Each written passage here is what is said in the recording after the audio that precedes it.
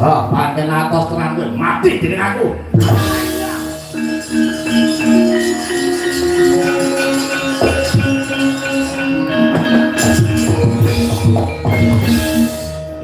Aku kalah sejatine aku matek aji Kali Jaya. Pusaka sing mapan ning tanganku bisa ngepron yasmu tekan pati. Ayo, uripo.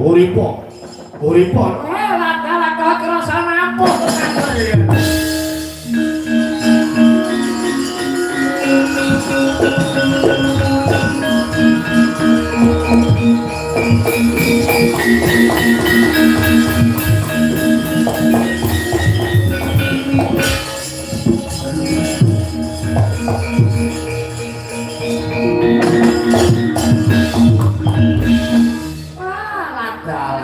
dewa itu kok langsung kaya wedi lah nek kowe ngono iku bisa mateni.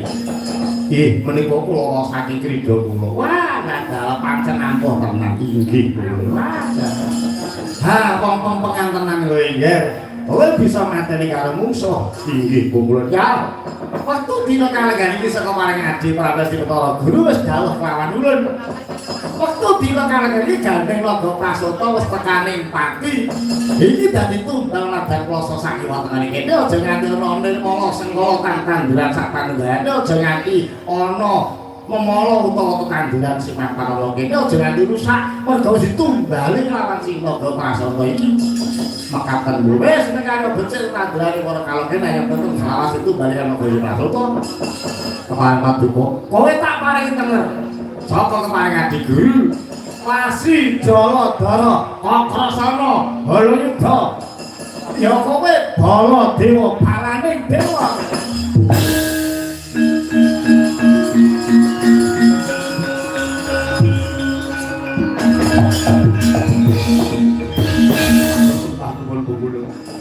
Dene kok paduka kados ngaten. Iki sira gajah kanggo ngono ayo. Tak petenge gajah yuda kene.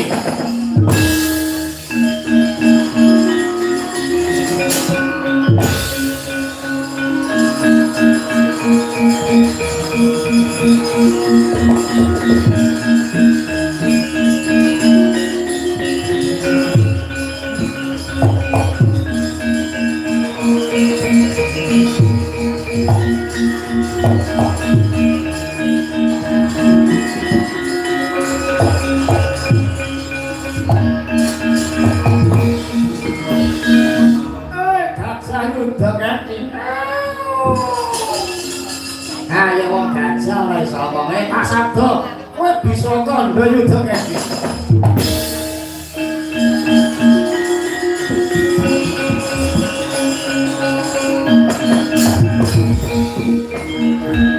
Matur sembah nuwun kula saged tata jalma. Ayo wis jan. Gajah rapi kaya ngene. Wis digawe saka tanah apa saka kowe?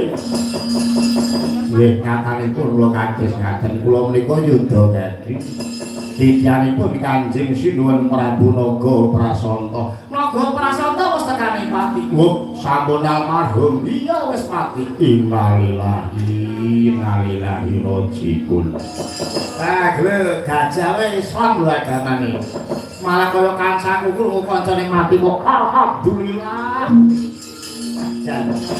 Bantu lek ngucap kok menawi. Naga Prasanta wis tekaning mati. Yudha Gadi wonten dewe. Kowe arep neruske ngabekti karo Naga Prasanta apa ora?